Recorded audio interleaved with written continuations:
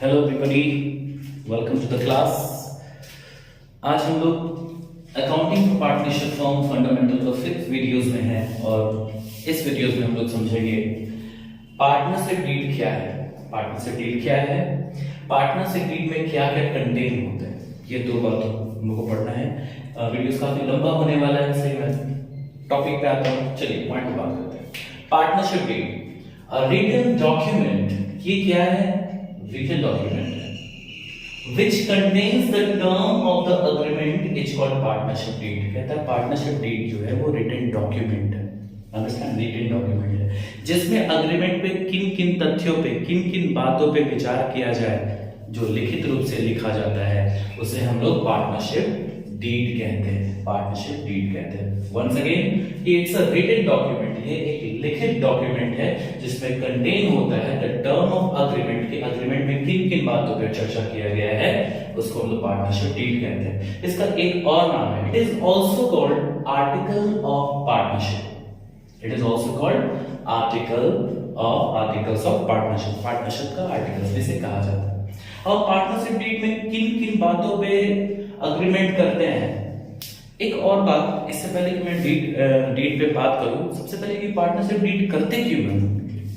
आपने तो बताया सर भी कि 1932 के अकॉर्डिंग ये कंपलसरी नहीं है, अंडरस्टैंड, वॉलंटरी है, आप अपनी इच्छा पर डिपेंड करता है। तो आखिर पार्टनरशिप डीड क्यों करते हैं लोग? इसलिए कि आप कितना भी म्यूचुअल ट्रस्ट एंड फेथ रखें, लेकिन पैसे के मामले में ना कभी प्रॉब्लम हो जाता है, मिसअंडरस्टैंडिंग हो ही जाता है, जिसके कारण एक लिखित डॉक्यूमेंट होना बहुत जरूरी, रिटन डॉक्यूमेंट होना बहुत जरूरी है। अगर वो नहीं होगा तो फिर डिस्प्यूट को सुलझाना बड़ा मुश्किल हो जाएगा, अंडरस्टैंड, क्योंकि उस केस में क्या है, सब लोग अपना अपना बात रखेंगे, कोई किसी का बात नहीं सुनेगा, अंडरस्टैंड। तो चलिए कम टू द पॉइंट कि पार्टनरशिप डीड में क्या क्या करते होता है। तो partnership deed should contain the following points. किन किन बातों पर चर्चा करता है, फटाफट बात करेंगे। Number 1, the name and the address of the firm. अगर आपका पार्टनरशिप फर्म बिजनेस करना चाहते हैं तो आपका फर्म का नाम क्या होगा और आपका फर्म कहाँ एग्जिस्ट करता है, नेम और एड्रेस आपको मेंशन करना पड़ता है। नेम एंड एड्रेस किसका? फर्म का। दूसरा बात, name and address of the partners. उसमें कौन कौन पार्टनर्स होंगे, उनका नाम और उनका एड्रेस। एड्रेस क्यों? एड्रेस इसलिए कि कभी भी किसी भी तरह का कोई क्राइम हो जाता पार्टनरशिप में, अंडरस्टैंड, तो इस केस में कैसे पता चलेगा कि पार्टनर्स कहाँ थे, कहाँ के थे। इस वजह से सारा डिटेल्स अग्रीमेंट में होना जरूरी होता है, and that is why name and address of the partners होना जरूरी। Number 3, the type and nature of the business the firm purpose to do. The type and the nature of the business the firm purpose to do। अब ध्यान देने वाला बात यहाँ क्या है, the type, किस तरह का उसका प्रकार होगा, बिजनेस का कैसा प्रकार होगा। छोटे तरह का बिजनेस होगा, अंडरस्टैंड, मिडिल क्लास होगा या बहुत बड़ा होगा, अंडरस्टैंड। तो in this case type of business आपको बताना होगा, किस तरह का बिजनेस है आपका। और दूसरा नेचर के टाइप और नेचर में आप कह सकते हैं कि आप किस तरह का व्यवसाय करना चाहते हैं। आप टेक्सटाइल का काम करेंगे, आप क्या प्रोड्यूस करेंगे, किस तरह का आपका बिजनेस होगा, किस तरह का आप काम करेंगे। तो ये टाइप एंड नेचर में आता है, जिसमें आपको बताना होता है कि आपका टाइप और नेचर ऑफ बिजनेस क्या है और किस पर्पस से आप उस बिजनेस को कर रहे हैं। अब आगे आते हैं point number 4, amount of capital to be contributed by each partners. अब पॉइंट नंबर 4 में है कि कितना कितना कैपिटल पार्टनर्स लगाते हैं। Amount of capital to be contributed by each partners, partners कितना कितना पैसा लगाए हैं, ये सारा बात लिखित होना चाहिए। कल गए ए नहीं बोल दे कि मैंने ज्यादा लगाया, बी ना बोल दे मैंने ज्यादा लगाया, सी ना कह रहे कि मैंने ज्यादा लगाया था। इन दिस केस आप क्या करेंगे, पार्टनरशिप डीड ओपन करिए और आसानी से पता चल जाएगा कि किसने कितना पैसा लगाया, अंडरस्टैंड। तो याद रखेंगे कि 4th पॉइंट में है amount of capital to be contributed by each partner, प्रत्येक साझेदार ने कितना कितना पैसा लगाया। Number 5, capital will be fixed और फ्लक्चुएटिंग। अब ये फिक्स्ड और फ्लक्चुएटिंग का मतलब क्या है, चैप्टर्स जब हम लोग पढ़ेंगे तो इसके बारे में और डिटेल से समझेंगे। कैपिटल फिक्स्ड और फ्लक्चुएटिंग से क्या है, फिक्स्ड इन द सेंस आप एक बार पैसा लगा देंगे वो फिक्स्ड रहेगा, इन दिस केस हम कैपिटल को बार बार टच नहीं करते हैं। फ्लक्चुएटिंग का मतलब होता है अगर आपने कैपिटल फ्लक्चुएटिंग रखा है तो आप कई बार पैसा लगाओ, कई बार पैसा निकालो, तो साल के दौरान during the year capital fluctuating होगा, घटते बढ़ते रहेगा। फिक्स्ड में क्या होता है, कैपिटल कांस्टेंट होता है, अंडरस्टैंड। लेकिन फ्लक्चुएटिंग के केस में पैसा बढ़ भी सकता है, घट भी सकता है, आप पैसा लगाओ, पैसा निकालो, ड्राइंग करो, एडिशनल कैपिटल इंट्रोड्यूस करो, तो ये फ्लक्चुएटिंग होता है। Number 6, interest on capital.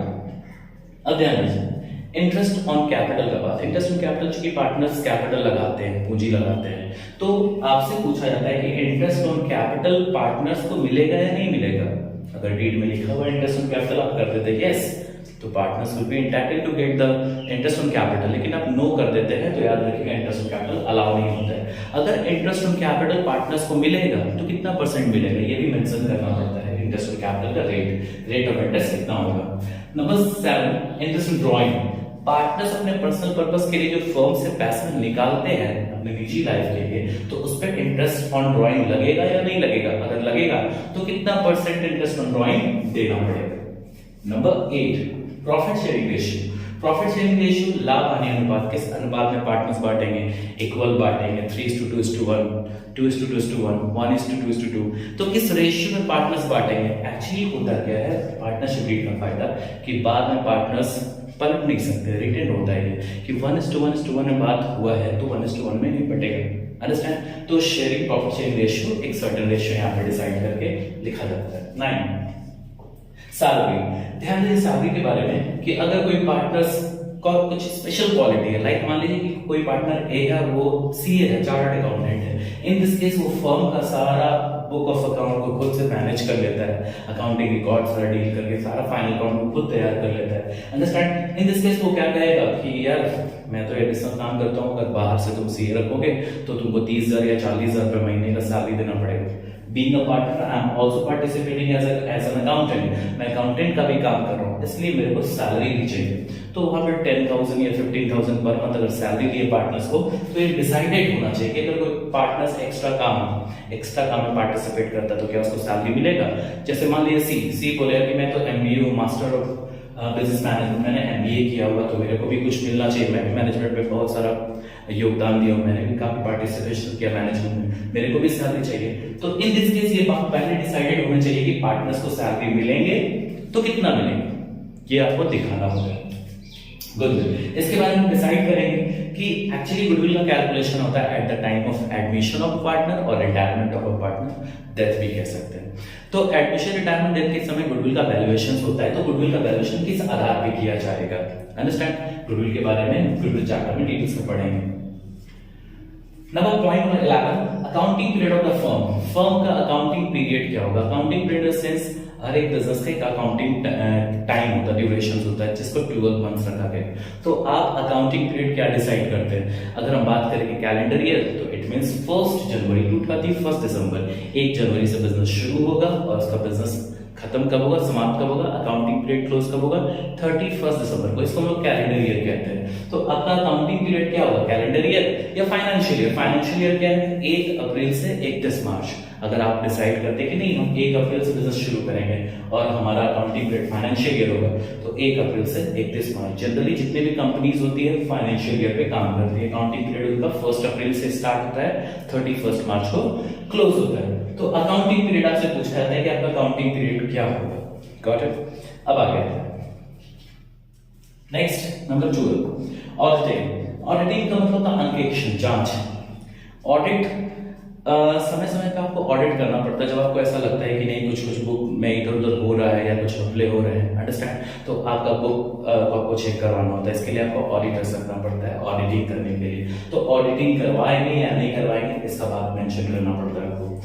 Date of commencement of the partnership. Partnership आप बिजनेस कब शुरू कर रहे हैं। अब ध्यान दीजिए पार्टनरशिप बिजनेस कभी भी शुरू हो सकता है। आपको ये डिसाइड करना पड़ेगा पॉइंट नंबर 11 में accounting period of the firm क्या होगा। अकाउंटिंग पीरियड ये डिसाइड कीजिए, बिजनेस कभी भी स्टार्ट कर लीजिए। जैसे मेरा मन कर रहा है कि सर क्या हम बिजनेस स्टार्ट कर सकते हैं, इसको डेफिनेटली स्टार्ट कर सकते हैं। सर अगर हम मान लीजिए अकाउंटिंग पीरियड कैलेंडर ईयर रखे तो ओके कोई बात नहीं, 1 अगस्त को आपने बिजनेस शुरू किया है, 31 दिसंबर को आप क्लोज कर दीजिए और फिर से 1 जनवरी से 31 दिसंबर हमारा कैलेंडर ईयर चलेगा अकाउंटिंग पीरियड में। सर ऐसा हुआ कि मान के चलिए कि हम 1 दिसंबर को बिजनेस स्टार्ट किए हैं और मेरा मन कर रहा है कि हम क्या फाइनेंशियल ईयर फॉलो करें, मतलब 1 अप्रैल से 31 मार्च को करें, तो क्या कर सकते हैं? डेफिनेटली कर सकते हैं। 1 दिसंबर से स्टार्ट होके 31 मार्च को क्लोज कर दीजिए, डजंट मैटर। तो ध्यान रखिए date of commencement of the partnership, आपने पार्टनरशिप को कब शुरू किया, कमेंसमेंट शुरू कर, अंडरस्टैंड। तो date of the commencement of the partnership आपने कब शुरू किया। ड्यूरेशन ऑफ पार्टनरशिप, आप पार्टनरशिप का ड्यूरेशन क्या रखना चाहते हैं? 10 साल, 15 साल, 25 साल। तो date of the partnership duration of the partnership आपको रखना होता है। अगर आपका ड्यूरेशन मैच्योर हो गया, टाइम खत्म हो गया, तो आप री रजिस्ट्रेशन करवा सकते हैं, ड्यूरेशन ऑफ पार्टनरशिप को बढ़ा सकते हैं। Okay, number 15, use of the decision of Garner versus Murray rule. Garner versus Murray rule हम लोग हायर क्लासेस में पढ़ेंगे। इसमें क्या होता है, जब कोई पार्टनर इंसॉल्वेंट हो जाए तो क्या आप गार्नर वर्सेस मर्रे रूल को लगाएंगे, एप्लीकेबल करेंगे? क्योंकि इस केस में हमारे पास 2 रूल होते हैं, एक इंडियन रूल और दूसरा गार्नर वर्सेस मर्रे रूल। इसके बारे में हम लोग हायर क्लास में पढ़ेंगे। 16, बैंक अकाउंट। अच्छा, हमारा बैंक अकाउंट होगा कि नहीं होगा? अगर होगा तो किसके नाम से होगा? पार्टनर्स के नाम से होगा या फर्म के नाम से होगा? क्योंकि जो चेक किस होगा, चेक में किसका राइट होगा साइन करने का, किसके नाम कौन किसका चेक में साइन किसका वैल्यूएबल होगा, अंडरस्टैंड? फर्म का होगा या पार्टनर्स का होगा? तो ये बैंक अकाउंट आपको बताना होता है। Rule to be followed in case of admission of partner. अगर नया पार्टनर्स का एडमिशन लेना है तो उस केस में क्या क्या नियम लागू होंगे? यहाँ पे नियम लागू होने का सेंस है कि सारे पार्टनर के कंसेंट से, अंडरस्टैंड। तो rules be followed in case of admission of a new partner. New partners के केस में क्या क्या, गुडविल कैसे वैल्यू किया जाएगा, अंडरस्टैंड, क्या कैपिटल लाना होगा उसमें, ये सारा डिसीजंस कैसे रिवैल्यूएशन होगा। और नेक्स्ट जब हम चैप्टर्स एडमिशन पढ़ेंगे तो उसके बारे में और अच्छे से जानेंगे। तो rules to be followed in case of admission of partner, तो पार्टनर्स का एडमिशन के समय क्या क्या नियम लागू होंगे। Same as rules be followed while settling the account on retirement. अगर कोई शायदा रिटायर कर रहा है या किसी शायदा की आकस्मिक मृत्यु हो गई, कोई डेथ कर गया, अंडरस्टैंड, तो इन दिस केस किस तरह से सेटल किया जाएगा उस अकाउंट को, उसके एग्जीक्यूटर को कैसे पेमेंट किया जाएगा, अंडरस्टैंड, उसको कैश पेमेंट कर दिया जाएगा पूरा या इंस्टॉलमेंट में दिया जाएगा या लोन के थ्रू ट्रांसफर कर दिया जाएगा, किस तरह से पेमेंट होगा, ये डिसीजन यहाँ लिया जाता है।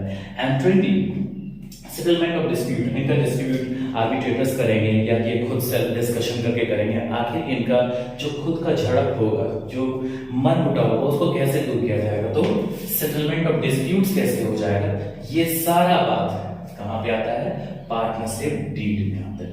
तो आज हम लोगों ने समझा कि पार्टनरशिप डीड क्या है और पार्टनरशिप डीड में क्या क्या कंटेंट होता है। Thank you very much, keep studying.